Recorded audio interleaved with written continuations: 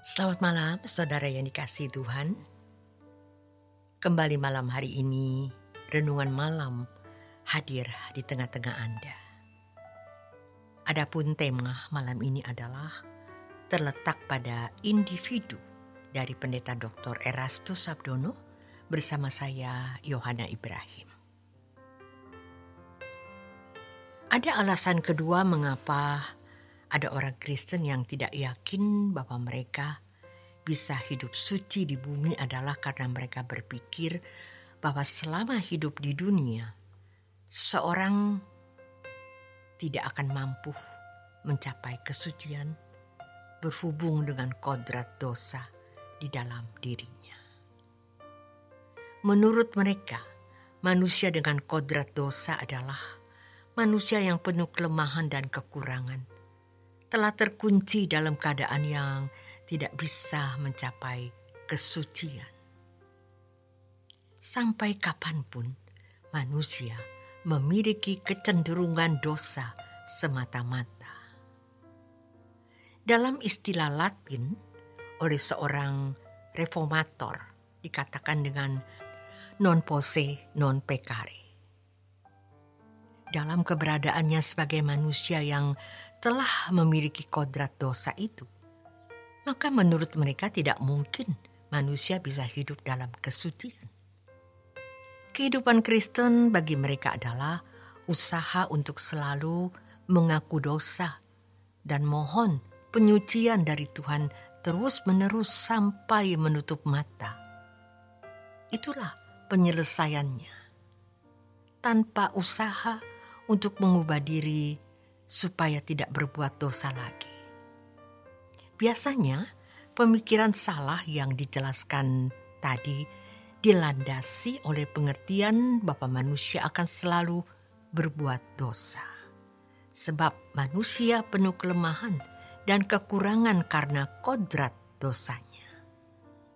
Menurut mereka, dosa adalah bagian hidup yang tidak akan terpisahkan sampai menutup mata.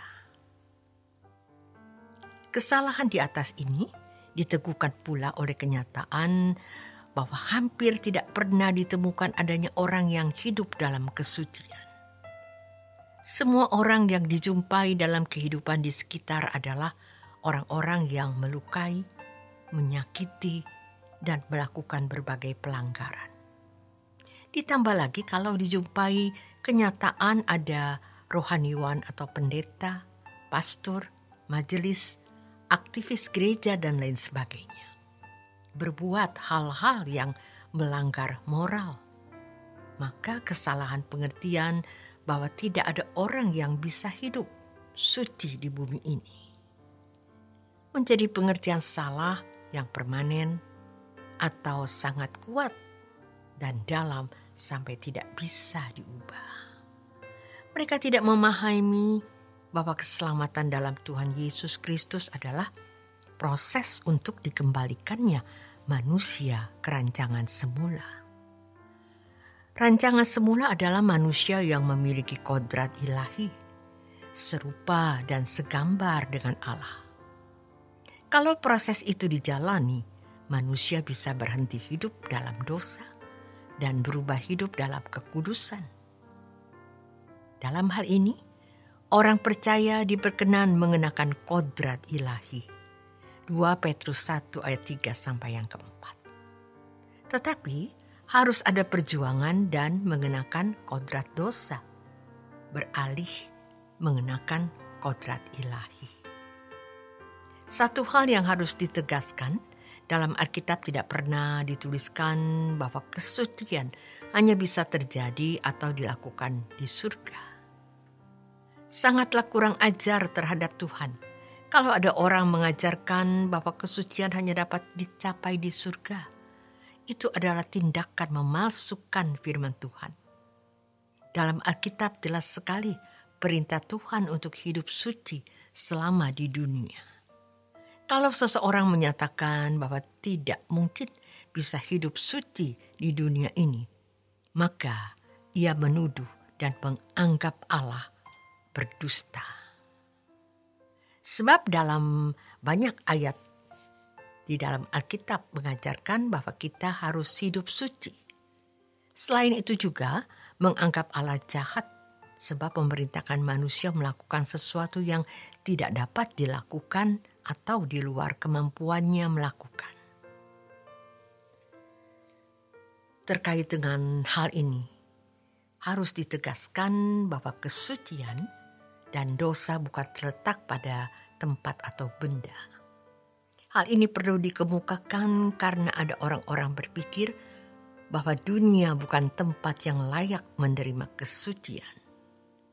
Mereka berpikir bahwa kesucian seperti sebuah suasana sehingga bumi yang sudah rusak ini tidak pantas disinggahi dan dihuni oleh kesucian.